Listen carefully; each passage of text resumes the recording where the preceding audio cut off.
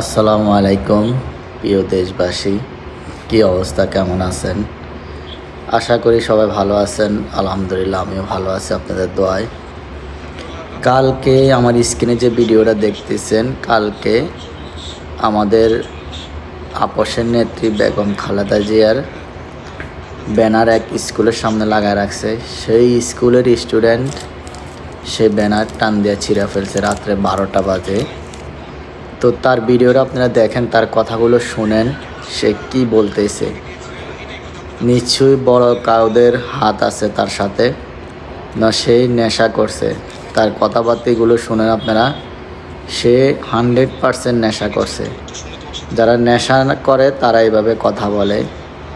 কি করছে ব্যানারটা, তোমার কি করছে? বাংলাদেশে লক্ষ লক্ষ কোটি কোটি মানুষে ওনার জন্য চোখের পানি জড়াইছে, ওনার শোক দিবস পালন করতেছে, ওনার জন্য সবাইরে মন খারাপ। আমি একজন সৌদি আরব প্রবাসী, আমি কোনো দল করি না, তারপরে আমি ওনাকে অনেক ভালোবাসি।